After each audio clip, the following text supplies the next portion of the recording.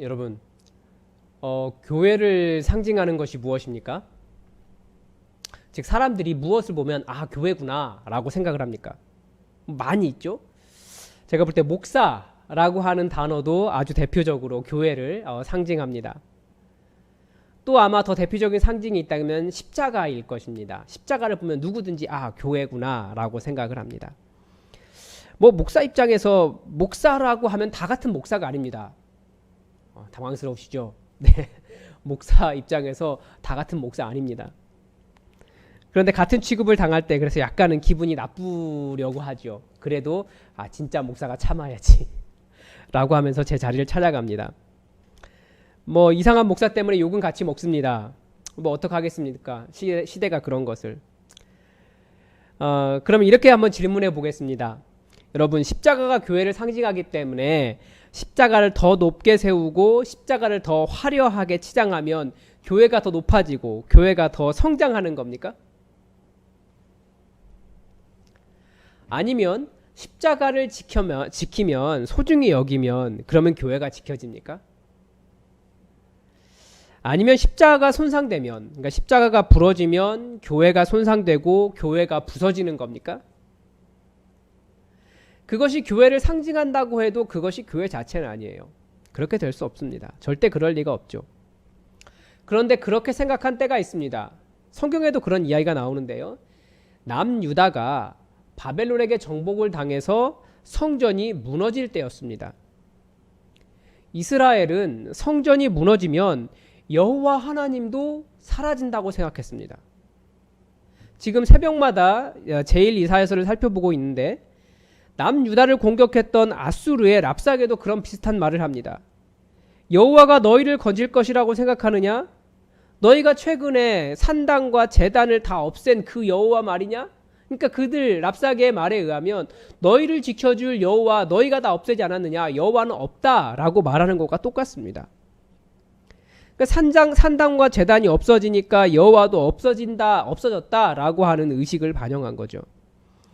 그런데 여호와가 산당이나 제단이나 성전이나 이런 것과 동일합니까? 그것들이 없어지면 여호와 하나님도 사라지는 겁니까? 전혀 그렇지 않죠. 구약 성경도 처음에 성전을 지어놓고 한 말이 뭐냐면 하늘이라도 여호와 하나님을 감당할 수 없는데 어떻게 하물며 하나님 만드신 이 땅 위에 있는 이 작은 성전이겠습니까? 라고 하는 말을 해요. 그러니까 이 땅에 있는 어떤 공간도 여호와 하나님을 담아낼 수 없다라고 이야기하는 겁니다.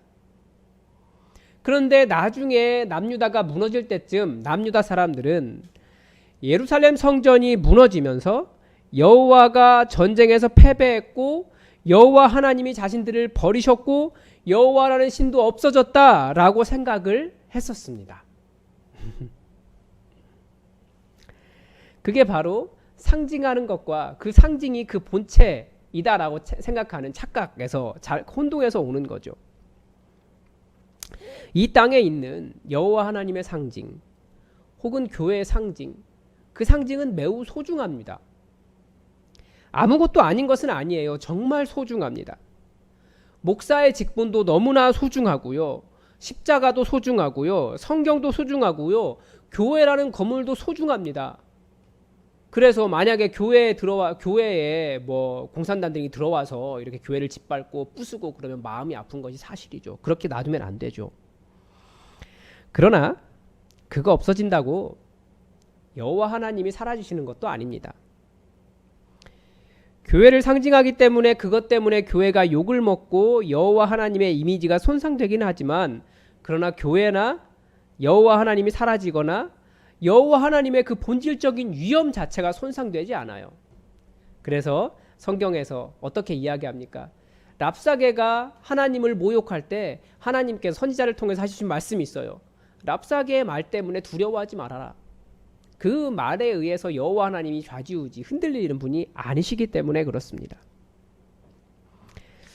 우리가 계속해서 마가복음을 살펴보고 있는데 본문을 잠깐 뛰어넘었습니다. 왜냐하면 요즘 교회에 여러 가지 다양한 목소리가 많이 있지 않습니까? 다들 교회를 사랑하기 때문에 교회를 지키기 위해서 노력하는 것입니다. 그러나 우리가 무엇을 지켜야 하는지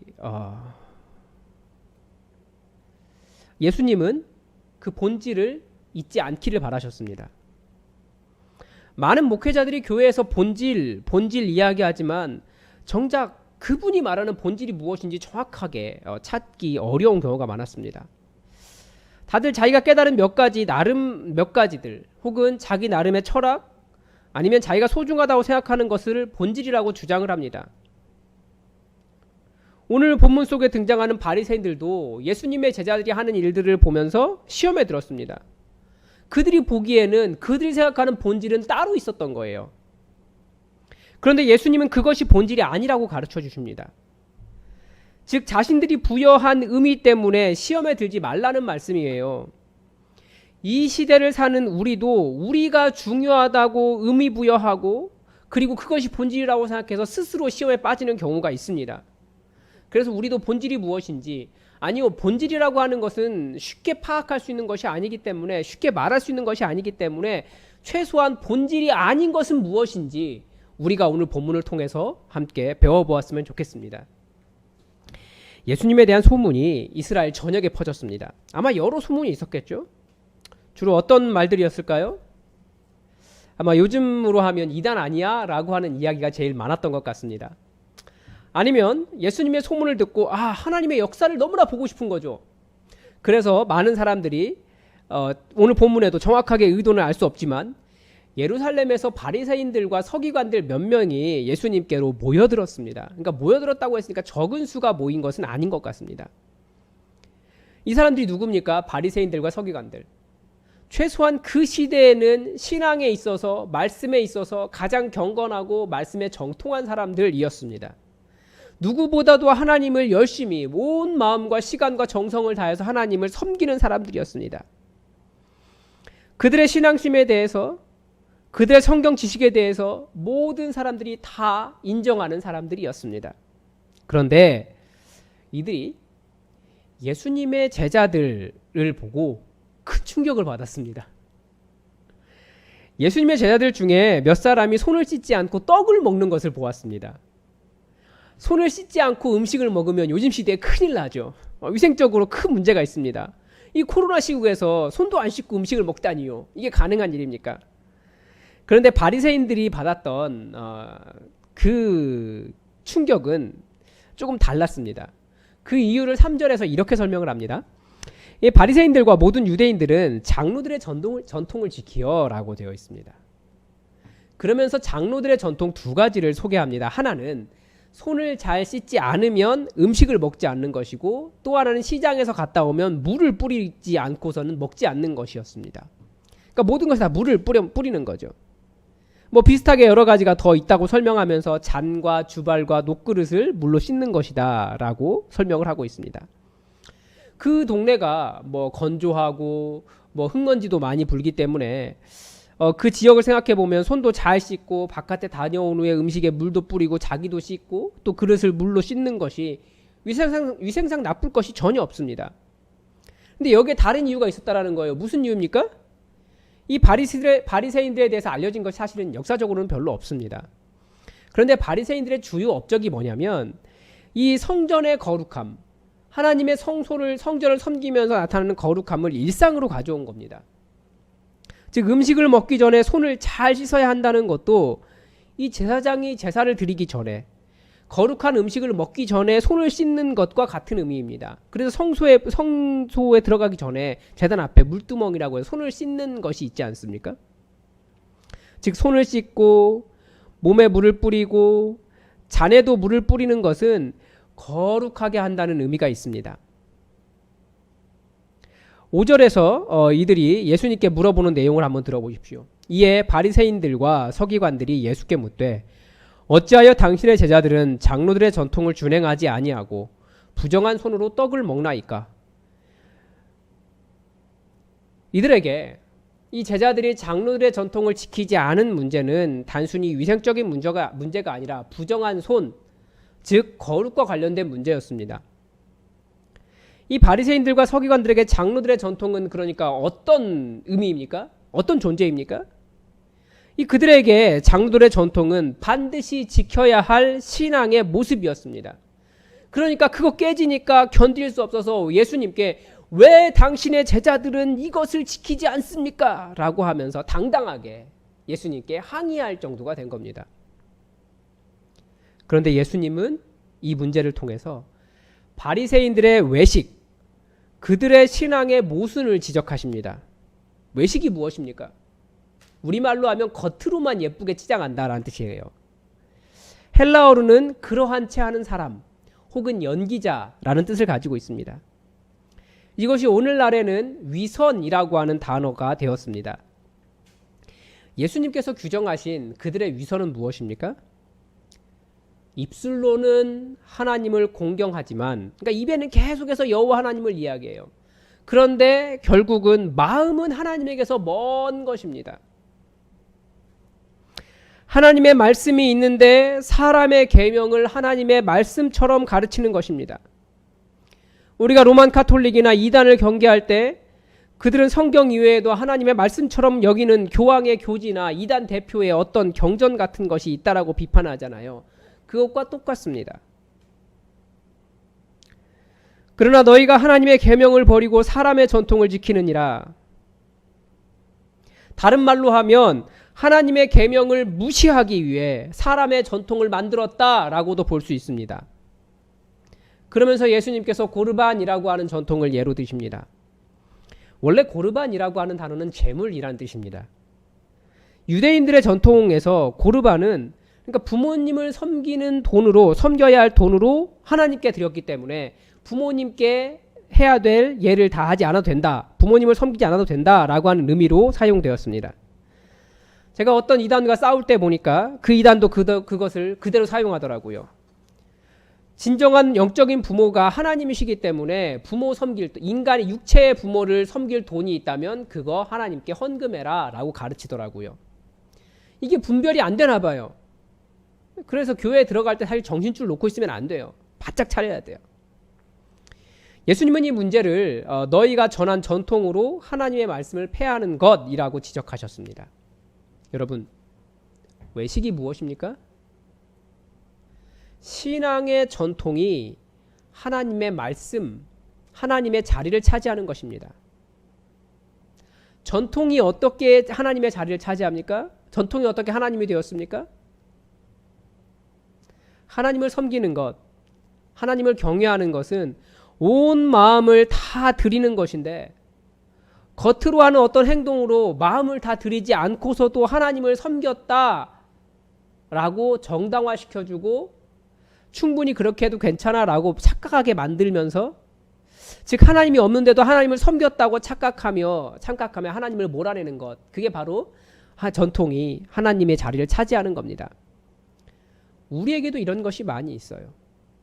마음을 다해 하나님께 드리지 않으면서 난 하나님을 잘 섬기고 있어 라고 착각하게 하는 것들이 있지 않습니까? 목사가 항상 경계하는 것이 그거예요. 하루 종일 교회에 와서 섬기고 있죠. 새벽부터 밤 늦게까지 교회를 섬기고 있습니다. 그리고 목사라고 하는 타이틀이 곧 그것을 보장해 준다라고 생각하면서 목사기 때문에 하나님을 잘 섬기고 사랑한다 라고 착각해요. 목사가 굉장히 위험한 거죠. 그런데 이것은 목사에게 뿐만 아니라 교회 생활을 오래 할수록, 직분이 올라갈수록 다 위험합니다. 초대 교부 터툴리안이 이런 말을 했어요. 예수님께서 두 강도 사이에서 십자가에 못 박히신 것처럼 복음은 두 오류 사이에서 십자가에 못 박혀 있다라고 이야기해요. 무슨 말입니까? 이 예수님이라고 하는 진리의 복음은 좌우편에 복음을 위협하는 두 기둥이 마치 진리처럼 우리의 마음에 착각을 일으킨다는 겁니다. 신학적 용어로 하면 하나는 율법주의고 또 하나는 율법 폐기주의입니다. 율법주의는 우리가 구원을 받으려면 거룩한 일, 어떤 선한 일, 자기가 무엇인가를 해야 한다라고 착각하는 겁니다. 그렇게 생각해요. 그래서 이 율법주의의 신앙의 결과는 이 목숨을 걸고 지키려고 하는 신앙의 모습들, 어떤 신앙의 형태들이 계속해서 늘어납니다. 그거 안 지키면 하나님 바르게 섬기지 않은 것 같고, 섬기지 못한 것 같고, 구원도 받지 못할 것 같고, 왠지 하나님께 죄송한 마음이 드는 거예요.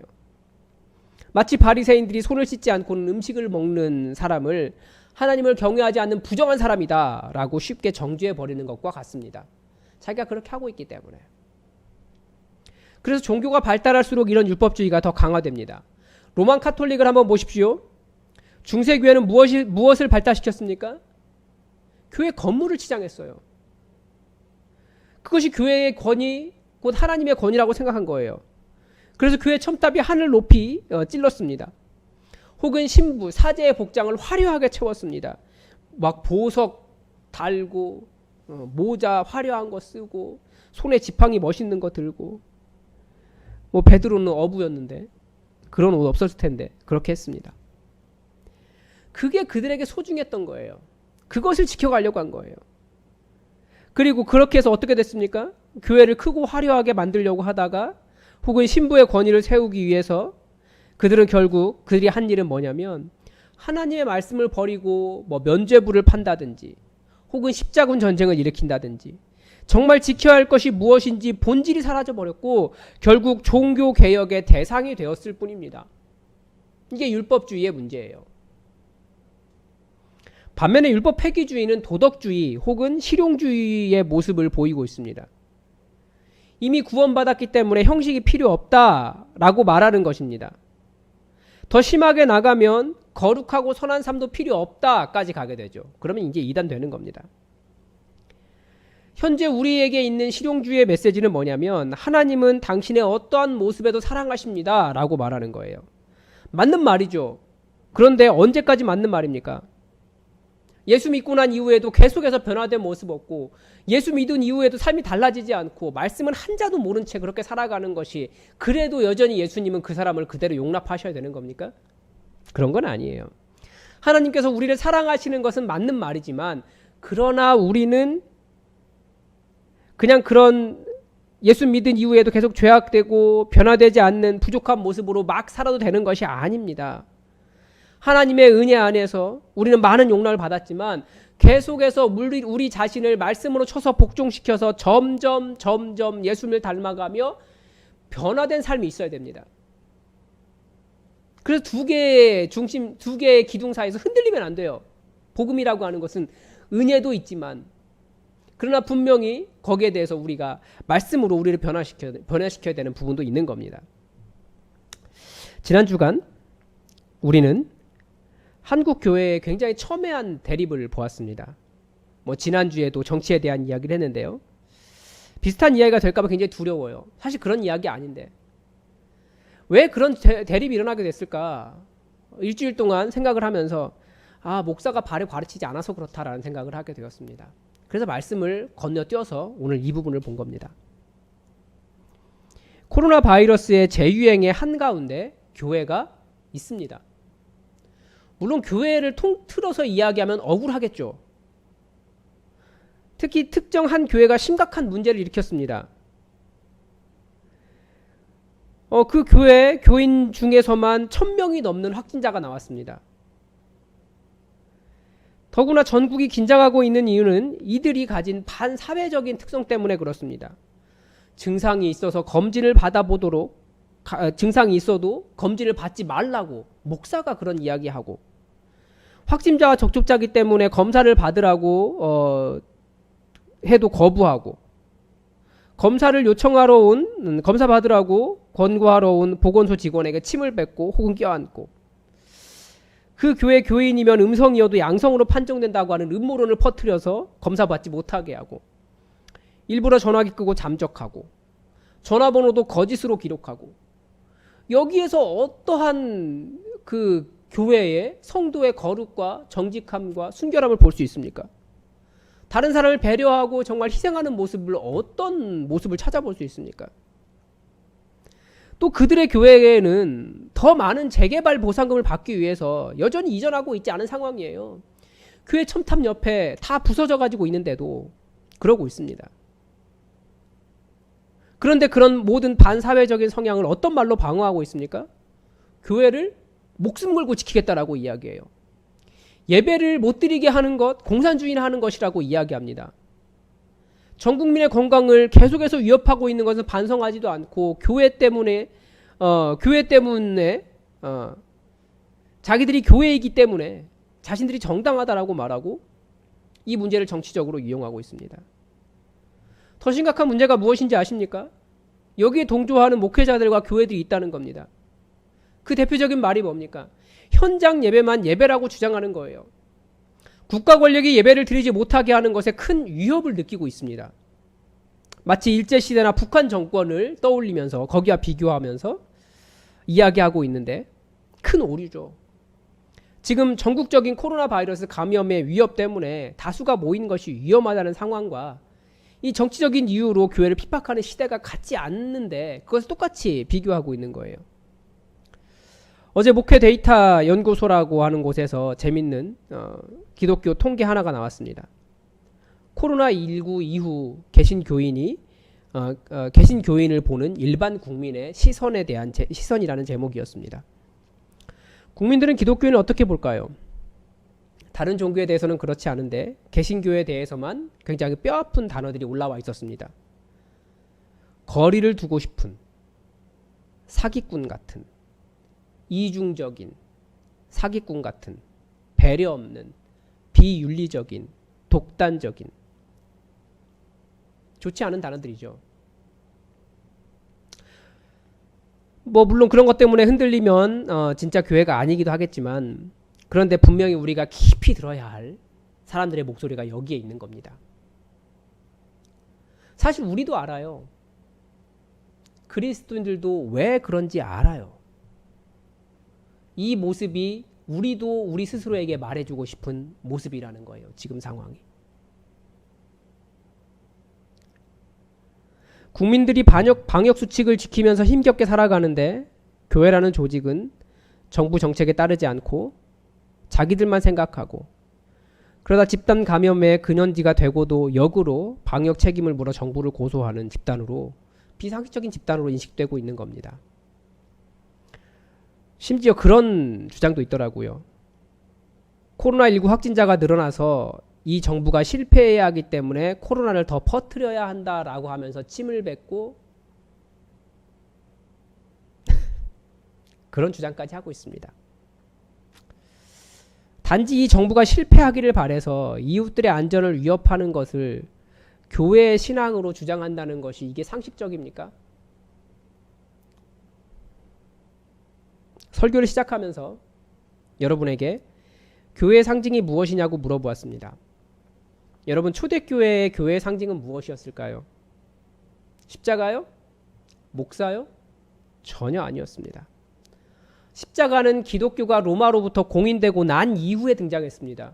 그러니까 최소 AD 340년 이후에 등장했다라는 거예요. 교회의 상징으로.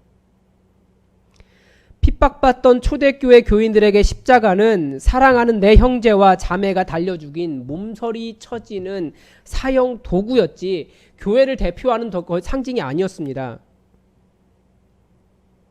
그들에게는 핍박받으며 숨어 지내야 했지만 그들이 이어가야 할 자신들의 정체성과 하나님의 말씀을 대변하는 것이 교회의 상징이었습니다. 그 첫 번째가 뭐였냐면 물고기였습니다. 잘 알고 계시죠? 헬라어로 예수 그리스도, 하나님의 아들. 그 첫 글자를 따면 물고기라고 하는 단어가 되기 때문에 물고기 그림을 그리면서 이 사람이 그리스도인이구나 라고 표시를 할 수 있었습니다. 자신들의 정체성이었어요. 예수 그리스도, 하나님의 아들. 또 하나는 등불이었습니다. 왜 그랬을까요? 초대 교인들은 신앙 핍박 때문에 지하 땅굴 카타콤바에서 숨어 지내야 했기 때문에 그리스도인들에게 그 어둠을 비춰줄 등불은 매우 소중한 것이었습니다. 그리고 동시에 가장 지켜야 할 주의 말씀은 내 발의 등이요 내 길의 빛이니이다 라고 하는 말씀 중심성을 잘 보여주는 것이었기 때문에 등불이 그들의 상징이었습니다. 교회의 상징이었어요. 상징이라는 것은 무엇입니까?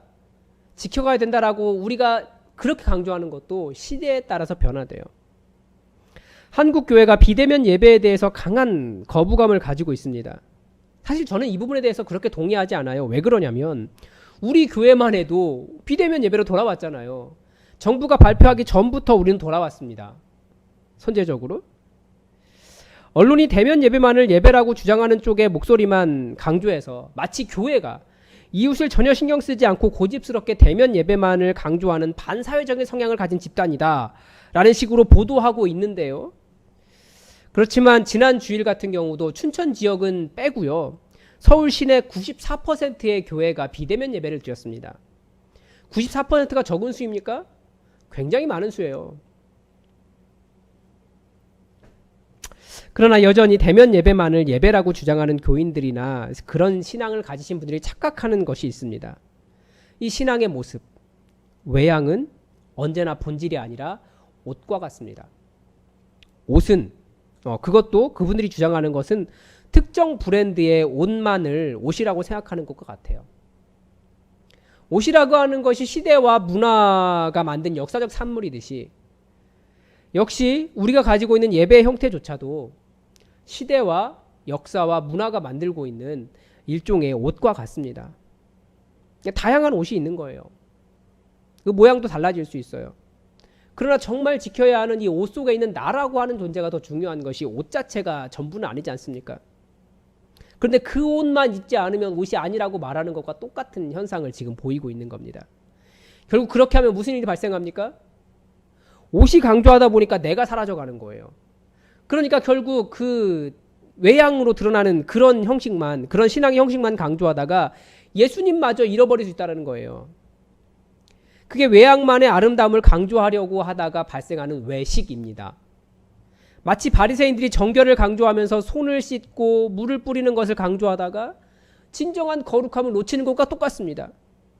손을 잘 씻으면, 잔에 물을 잘 뿌리면 사람의 마음 안에 있는 악한 생각, 곧 음란과 도둑질과 살인과 간음과 탐욕과 악독과 속임과 음탕과 질투와 비방과 교만과 우매한 문제들이 다 해결되는 겁니까? 다 씻겨나가는 겁니까? 상징 행위일 뿐이지 그게 진짜는 아니잖아요. 그것을 통해서 씻어내야 되는데 오히려 이것은 가만히 놔둔 채 물을 뿌렸기 때문에 이게 씻겨졌다라고 착각하게 만드는 것입니다. 그게 바로 사람의 교훈을 삼아 사람의 교훈을 하나님의 말씀처럼 가르치고 있는 거예요. 그런데 지금 언론에 비치는 한국 교회는 이 옷을 강조하면서 예수님을 쫓아내고 있습니다. 그 증거가 바로 사람들이 생각하는 개신교에 대한 생각입니다. 아마 처음부터 그 교회에 예수님이 안 계셨을 수도 있습니다. 코로나 바이러스가 요즘 개혁 유발자라는 생각을 합니다. 우선 지구 환경에 대해서도 생각을 많이 하기도 합니다. 그런데 교회에게도 그렇습니다. 처음에는 이단들을 다 이렇게 몰아내기 시작하더니 이제는 교회 안에 교회 같지 않은 교회들을 몰아내고 있습니다. 혹은 지금의 메시지는 주일 성수와 11조를 최고의 신앙생활로 여기던 한국 교회에게, 그리고 예수님 없는 예수님의 제도화 속에 살고 있는 교회에게, 또 예수님의 말씀 없는 그냥 일상의 좋은 이야기에 불과한 설교에게, 내가 있는 곳이 집이건 전철 아니건 도서관이든 카페든 어떤 곳이든 거룩한 장소가 될 수 있다라고 가르쳐주고 있고요. 내가 왜 그리스도인인가 그것을 점검하게 하고 있고요. 나를 위한 신앙이 아닌 타인과의 관계를 점검하게 되고요. 또 이 건물이 아니라 내가 곧 성령님의 전 거룩한 성소가 되도록 만들어주고 있기 때문에 그렇습니다.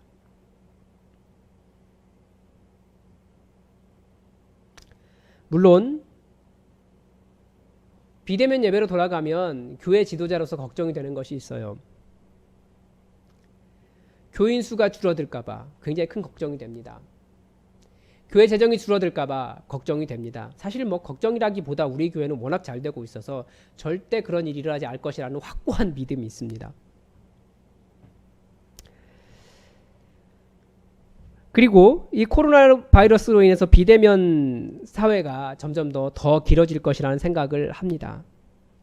혹은 어떻게 해야 성도들의 신앙을 계속해서 유지할 수 있도록 그런 자료들을 제시할 수 있을까, 제공할 수 있을까 고민이 됩니다. 그리고 어떻게 공동체를 세워나가야 될까 고민이 됩니다. 그리고 이 코로나 바이러스 사태로 인해서 우리가 걱정하는 교회 안의 비대면보다 교회와 세상의 비대면이 더 길어질 것 같다는 걱정도 많이 듭니다. 이제는 초등학생들도 교회를 혐오하기 시작했습니다. 그러면 최소한 초등학교 시대 그 세대까지도 그렇게 갈 수 있습니다. 그래서 저는 이 교회에게 포스트 코로나는 강제적으로 열리고 있다라고 생각합니다. 어떤 기존에 해왔던 외적인 어떤 행사를 통한 부흥이 아니라 말씀과 예수님과의 관계를 더 깊게 해서 이 개인의 영성을 깊게 하고 다수의 바리새인이 아닌 소수의 제자가 되어야 하는 시대를 열고 있습니다. 여러분, 코로나 바이러스 사태 속에서 우리 신앙을 한번 돌아보십시오. 여러분은 무엇 때문에 그리스도인이십니까? 잠깐 대면 예배를 드리지 못할 때에도 여러분은 여전히 그리스도인입니다. 여러분이 신앙을 유지하는 것이 아니라 예수님이 여러분을 붙잡고 계시기 때문입니다. 잠깐 성도들이 서로 얼굴을 대하지 못해도 우리는 한 공동체입니다. 무엇 때문입니까? 우리를 하나 되게 하는 것은 프로그램이나 대면이 아니라 성령님이시기 때문입니다. 또 우리에게는 하나님의 말씀이 있습니다. 더욱 주의 말씀으로 들어가십시오. 제자라면 예수님이 무슨 말씀하셨는지, 제자들에게 무엇을 가르치셨는지 그 가르침을 따라야 하지 않겠습니까? 그 가르침을 따르지도 않으면서 그리스도인이라는 타이틀을 합리화해 주니까 그런 목사와 그런 교회가 한국 교회의 목사와 교회를 대표하는 이상한 일이 일어나고 있지 않습니까?